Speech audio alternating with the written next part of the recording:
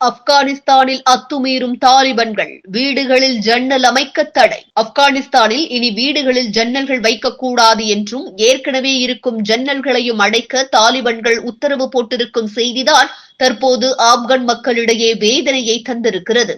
உத்தரவை மீறி எங்காவது ஜன்னல்களை பார்த்தால் கடும் நடவடிக்கை எடுக்கப்படும் என்றும் தெரிவிக்கப்பட்டிருக்கிறது. ஆப்கனில் பெண்களுக்கு எதிராக ஏராளமான கட்டுப்பாடுகளை தாலிபன்கள் விதித்து வருகின்றனர். குறிப்பாக சொல்ல வேண்டுமென்றால், பெண்கள் வேலைக்கு செல்லக்கூடாது, தனியாக வெளியே நடமாடக்கூடாது, அப்படியே வீட்டை விட்டு செல்வதானாலும் ஆண்களின் துணையின்றி செல்லக்கூடாது என அடுக்கடுக்கான கட்டுப்பாடுகளை ஆப்கானிஸ்தான் விதித்து வருகிறது. இந்த தடை உத்தரவு அங்கிருக்கும் பெண்களை கலக்கமடைய வைத்திருக்கிறது.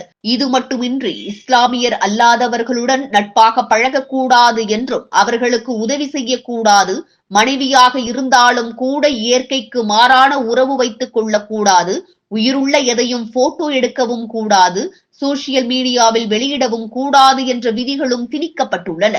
நல் ஒழுக்கத்தை கடைபிடிக்கும் வகையிலேயே இத்தகைய சட்டங்களை ஆப்கன் மக்களிடையே அமலுக்கு கொண்டு வந்துள்ளதாக தாலிபன்கள் கூறினாலும், உலக நாடுகளிலிருந்து கடுமையான எதிர்ப்புகள் வந்த வண்ணம் உள்ளன. இந்த நிலையில் பெண்கள் இருக்கும் பகுதிகளை யாருமே பார்த்துவிடக் கூடாது என்பதற்காக குடியிருப்பு கட்டிடங்களில் ஜன்னல்கள் கட்ட தடை விதிக்கப்பட்டிருக்கிறது. ஆப்கானிஸ்தானில் இருக்கும் தாலிபனின் உச்ச தலைவர் இப்படி ஒரு உத்தரவை தற்போது பிறப்பித்திருப்பது ஆப்கன் பெண்களிடையே அதிர்ச்சியை ஏற்படுத்தியிருக்கிறது.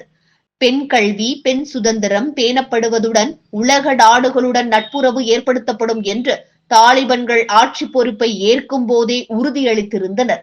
ஆனால் இதுவரையில் அப்படி ஒரு விஷயத்தை தாலிபன்கள் செய்ததாக தெரியவில்லை.